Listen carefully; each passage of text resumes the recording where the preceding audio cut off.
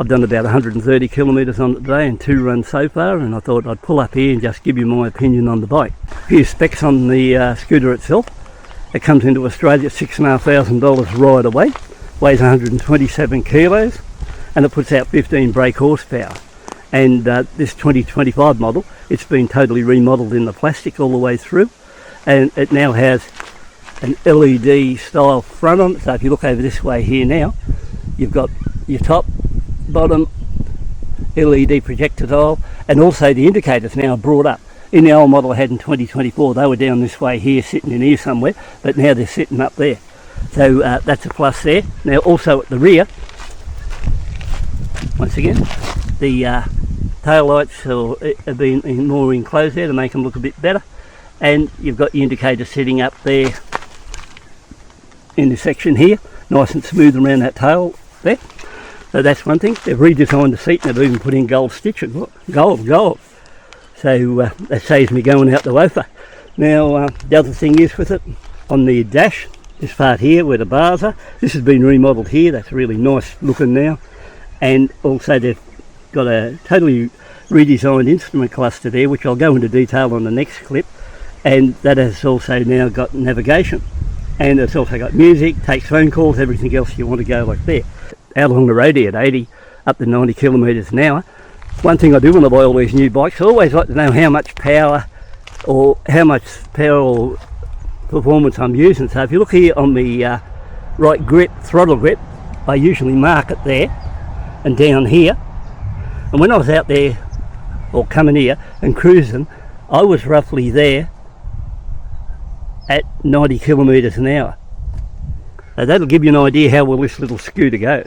To see it like Indonesia, Philippines, places like that, this scooter is known as a turbo version, and the reason being it's got electric motor sitting down here in this section here, in between the front and rear drive belt, and it's not really a turbo, but what happens when you engage it, I think the motor pulls the rod in, lifts the belt up a little bit higher, which how scooters work like that way. I can't explain it fully, but that's what they do. They run around that belt and the belt sort of goes further out or further in depending on whether you're going faster or slower.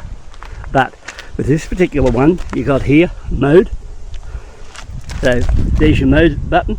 If you flick that, it goes sports mode, or you go town. So sports or town, not turbo but town. And then down here you've got like a quick shifter. See this one here?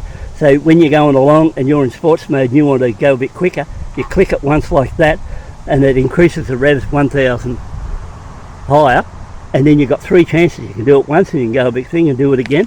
And back on the dash of the display lights up here, whether you've tried it once, twice or 3 times.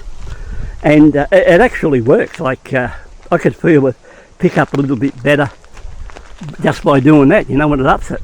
And if you don't want to use that mode, you just run in the economy mode, and it runs along quite well in that one there too. So, you know, that bit aside, other things with these, it's got dual channel ABS, it's got traction control, it's got a pretty good boot space. So, if you look at it that way, that's all full of junk. Hasn't got as much boot or trunk space as the Nmax. It's got a lot more space under there, but then again, the Nmax is 4,000 dearer. So, you know, for 6,500 right away, no more to pay. I think this is a really good buy. Now, they've also extended the rear shocks by 5mm too, so that's probably why it rides a little bit more comfortable than the old one I had, between that and the seat. And overall, I'm really happy with it. So, you know, if you're in the market and you're thinking, hey, Warro, what should I buy? The new 2025 model or the old 24 where I can get a bit of a cut on it. There's no comparison. Buy this one, because this one's a lot better scooter to ride, and I think you'd be 100% happy with this like I am. And I expect to get out and knock up a few kilometres on it, because, you know, coming out here, I was sitting on 80 kilometres an hour, took it up to a burst at 90 kilometres an hour for a couple of seconds, then brought it back to 80. Best thing about it, you can see out the mirrors really clear. There's no vibration running through the bike. This would be, without a doubt, one of the smoothest bikes I've ever been on, like as far as things go. Unbelievable how smooth this bike is.